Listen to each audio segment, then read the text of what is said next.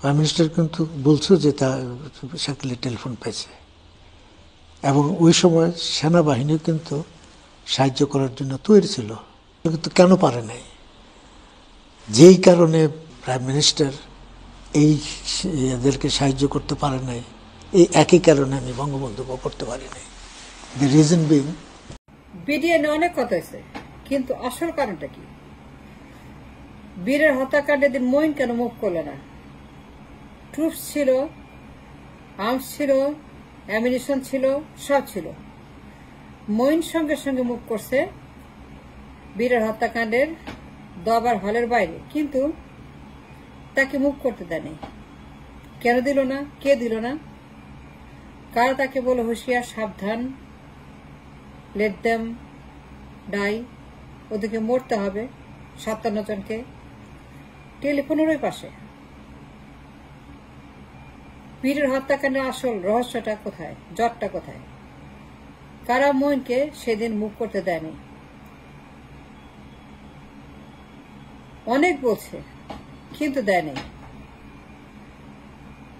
সে গেলে পরে অনেক লোক বাঁচত, অনেক অফিসার তারা মরত না। 57 অফিসারের মধ্যে অনেক অফিসার তারা বেঁচে থাকতো, কিন্তু একটা ইনভিজিবল পাওয়ার তাদেরকে মুভ করতে দেয়নি। মঈনকে বলছে, খবরদার, সাবধান, এক পা গাবে না, তুমি ব্যারাকে যাও, ক্যান্টনমেন্টে যাও। টেলিফোনের ওই পাশে একটা অদৃশ্য শক্তি যারা বীরের হত্যাকাণ্ড করছে। মঈন মুভ করলে পরে এই হত্যাকাণ্ড বন্ধ করা যেত, কিন্তু দেয়নি। কিন্তু কেন? রহস্য কি? ইনভিজিবল শক্তিটা কি? কে মঈনকে বলছে, do not move the troops, go back to the cantonment, সৈন্য ফেরত নাও, let it happen, let them go. 57 জনকে মরতে হবে, একজনও বাঁচবে না, কাউকে কিছুই করতে পারবে না। মঈনকে কে বাধা দিয়েছিল to move his troops inside the দরবার হল? 57 অফিসার, যারা তাদেরকে বাধ্য করলো মরতে, গণহত্যা করলো, সন্ত্রাসী পাঠাইল। টেলিফোনের পাশে কে ছিল? হত্যাকাণ্ডে অনেক আলোচনা হয়েছে, গবেষণা হয়েছে, কথা হয়েছে,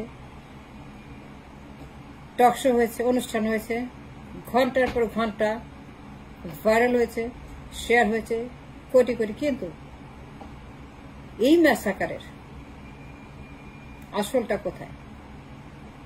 কারা মঈনকে বলল, হাসিনাকে বলল,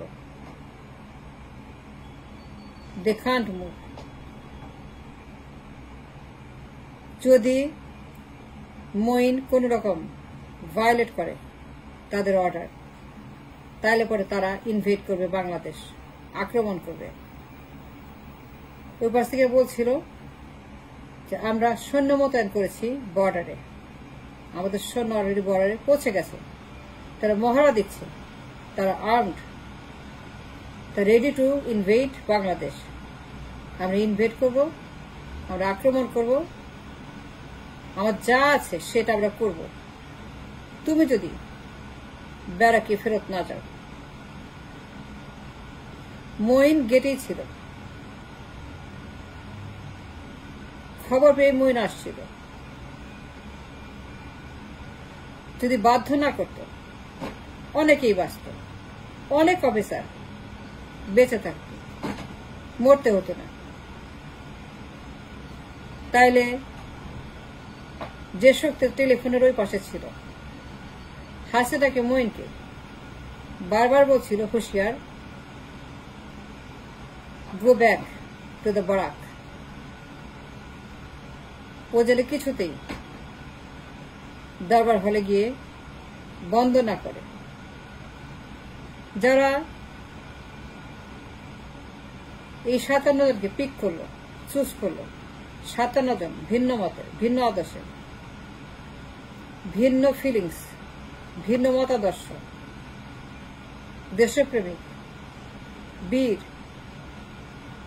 বেছে বেছে বেছে বেছে একদম হ্যান্ডপিক করে করে করে করে তাদেরকে জমায়েত করলো দরবার হলে এবং গণহত্যা করে শেষ করে দিল। এই শক্তিটা কারা? কারা বাধা দিয়েছিল? কারা মুখ করতে দেয়নি? কারা বলেছিল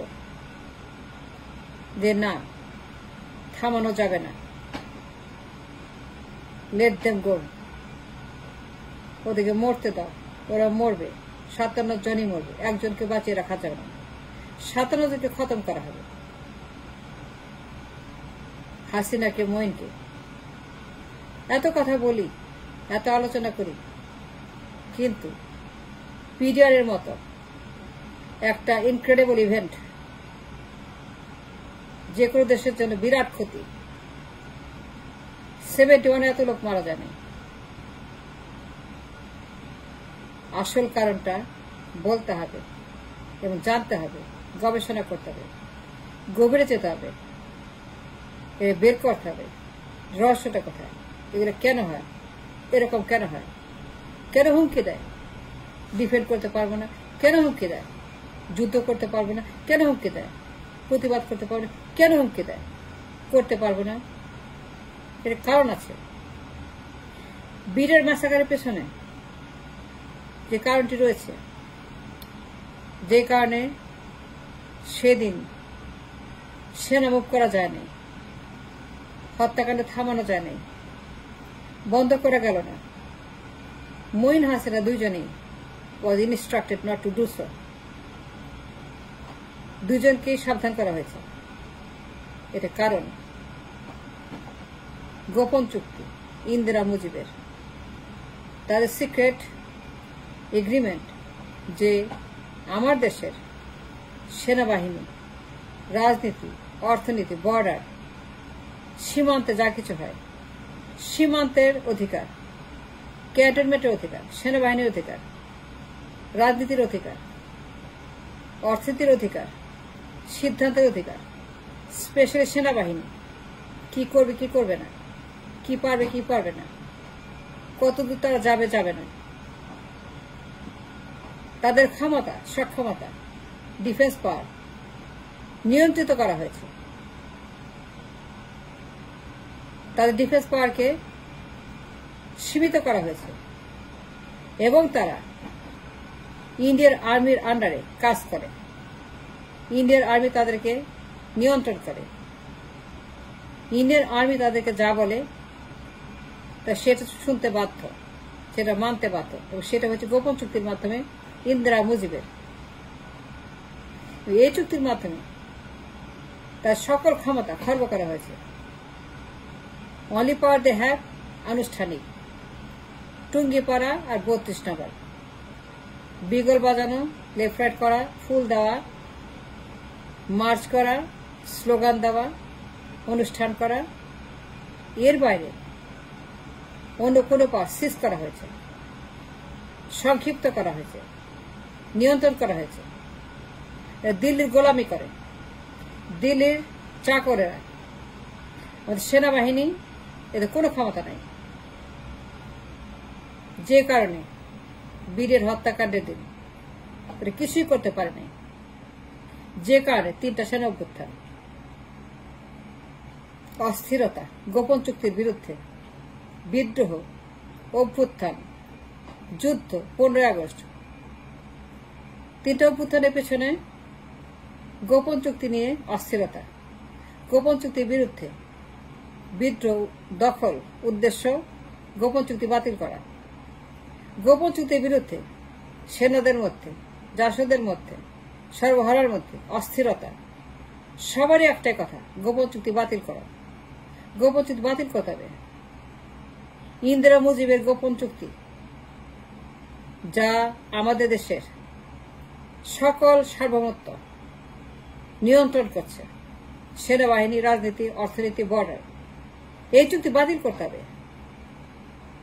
এবং এই চুক্তি বাতিলের জন্যই 15 আগস্ট 3 নভেম্বর 7 নভেম্বর মতো হত্যাকাণ্ডগুলো, 3টা অভ্যুত্থানের পেছনে গোপন চুক্তি নিয়ে অস্থিরতা, বিদ্রোহ, অভ্যুত্থান, মারামারি, খুনাখুনি,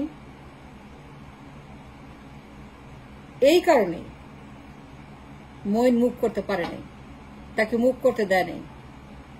হাসিনা মইনকে সাবধান করা হয়েছে যে তারা কিচ্ছু করতে পারবে না, সেনাবাহিনীকে ক্যান্টনমেন্টে ফেরত যেতে হবে। They can't defend the right of the BDR people, and that's why বীরের হত্যাকাণ্ডের আসল রহস্য।